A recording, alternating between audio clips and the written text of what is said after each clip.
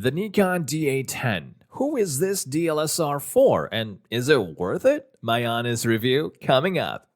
Now you might be wondering, is the Nikon D810 still worth buying? My quick answer, if you're fairly experienced in photography, this full-frame camera sure is worth it. Weddings, portraits, sports, landscape photography, this DSLR can do it all. In fact, the Nikon D810 is still one of the dream cameras for value on the market right now. Now, it is important to understand that buying this DSLR should be a conscious decision because there are cameras out there that will be able to meet 200% of your requirements at a much lower cost. The thing is that the D810 is a full-frame sensor, and upgrading to this level comes with a lot of nuances, most of them of financial nature. Getting this DSLR is just the first step.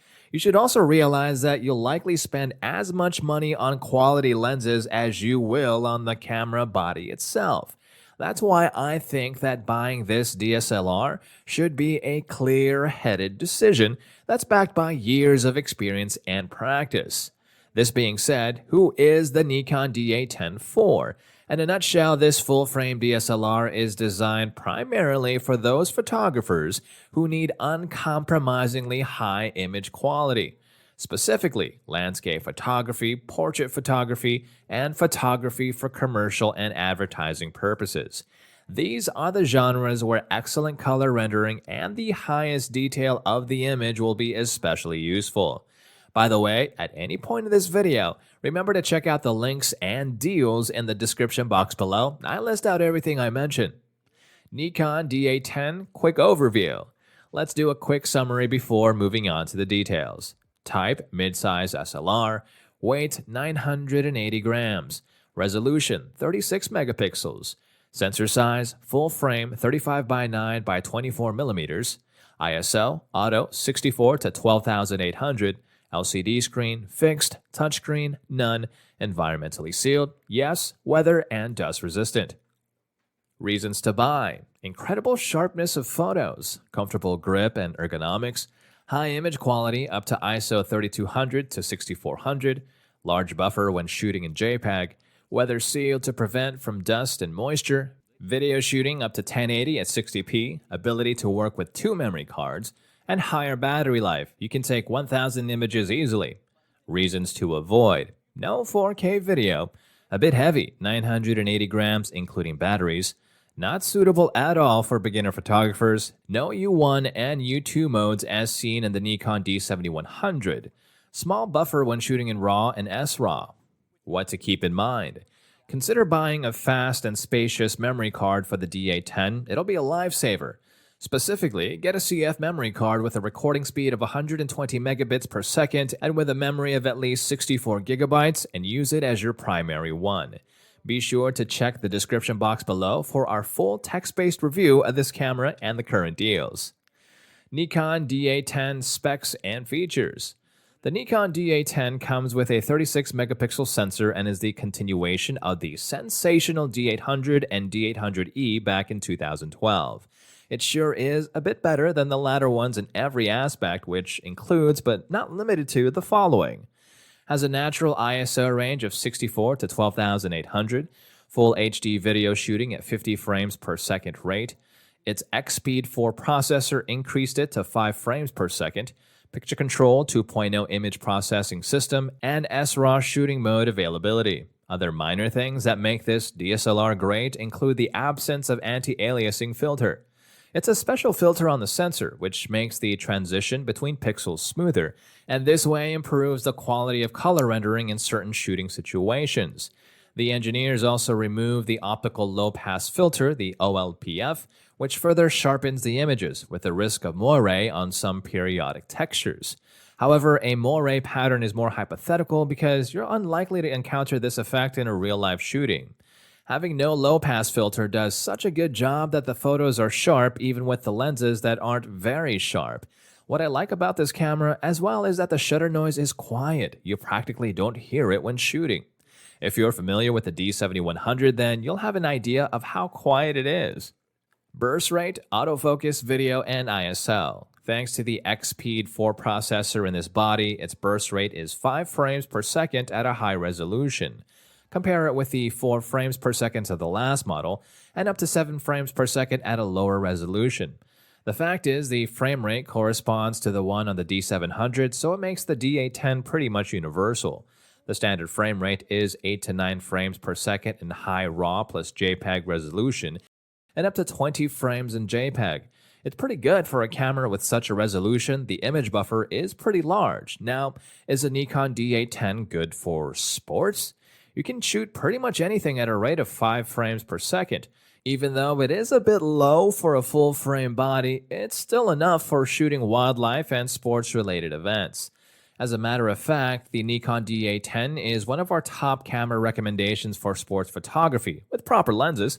Here's a pro tip on how to increase your number of frames per second.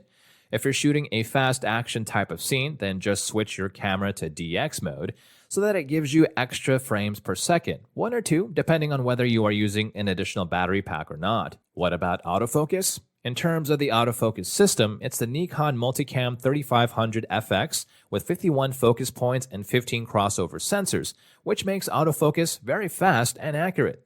There's a wide range of autofocus possibilities, fine-tuning of all points, the possibility of selecting a zone, adequate tracking autofocus, perfectly working 3D tracking, and autofocus illumination. I mean, the face tracking autofocus is so great that you won't even want to get off the auto mode. 3D tracking and dynamic area autofocus almost always hit the target from the first shot. In live view mode, contrast autofocus works. It's not as fast, but it's just as accurate. The tracking autofocus definitely improved, and it's something that will especially appeal to videographers or hybrid shooters. Speaking of videography, is the Nikon D810 good for video? The video capabilities in the D810 have also been improved. This Nikon DSLR is fully adapted for professional video shooting with its full HD recording at a rate of 50p to 60p. The picture control flat was realized especially for videographers, which give them the maximum color correction capabilities for post-processing. To record audio, you can use external stereo microphones, and during the recording itself, you can actually monitor the sound using headphones. Last but not least, video recording can be done on a memory card, an external recorder using an HDMI connector, or both. What about ISO? The maximum ISO threshold is up to ISO 12800, and in the High 2 mode, you can now take photos with an ISO of up to 51200. With such characteristics, there is no need for high aperture lenses. The minimum ISO now is not ISO 100 as was seen in the D800, but ISO 64. In the low one, it's ISO 32. Overall, the images at high ISO, let's say 10,000, look absolutely amazing still. Yes, you'll see a bit of noise, but it's definitely tolerable. A few more things to add regarding its features. Low light. The D810's low light performance is pretty great, but certainly isn't one of the best. Most pros would give it a rating of about 3 out of 5 without flash. Battery life. The battery life is amazing. You can get approximately 1200 to 1300 shots with one full charge. Of course, with video, your battery will die faster. Pro tip, consider buying a fast and spacious memory card for the D810. It'll be a lifesaver. Specifically, get a CF memory card with a recording speed of 120 megabits per second and with a memory of at least 64 gigabytes and use it as your primary one. 4K video. I know there's a 4K mania now, and keep in mind that there's no 4K video. For some, it's not a huge con though, especially with all the other great features that this DSLR has to offer. Dynamic range. Dynamic range with an available base of 64 makes it one of the best cameras for landscape photographers. Now, while this DSLR is great, I'd like to share my honest opinion about who should not buy it. Nikon D810 for beginners? Look, this camera is classified as a pro-grade full-frame DSLR. It's the dream affordable camera for most professional photographers, and for all the right reasons. It allows you to explore the craft endlessly and from a more artistic yet still technical perspective. However, if you're just starting your photography journey, the Nikon D810 is not for you.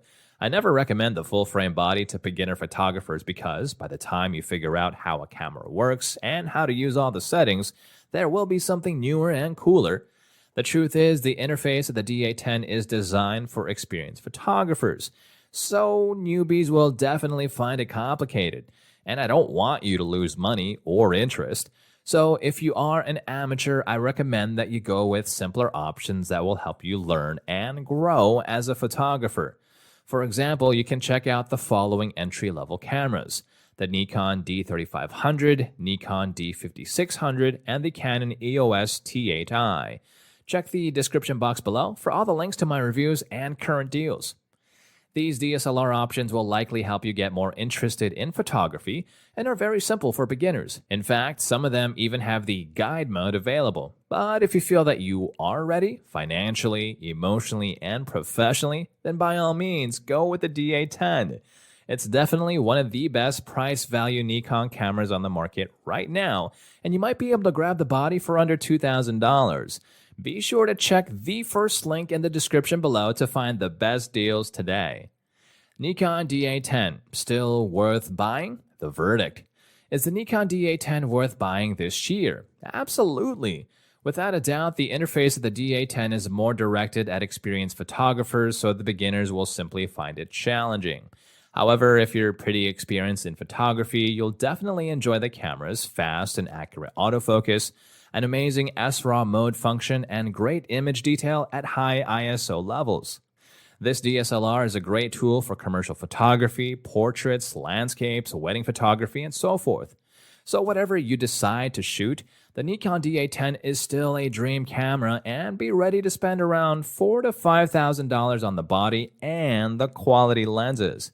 If you're on a tighter budget, you can always go with cheaper yet great alternatives like the Nikon D750, for example. And if currently you're a proud owner of the D800, then I don't think it makes sense to upgrade to the D810. But if you have an old camera like the D700 and want to upgrade to the D810, then it will be a huge step forward for you. Now, I'd love to hear back from you. What camera do you own right now? What's your skill level in photography? And do you have any questions about this Nikon D810 review? Please do share your thoughts and experiences with the camera in the comments below with me, and I'll see you in the next video. Thanks for watching this one.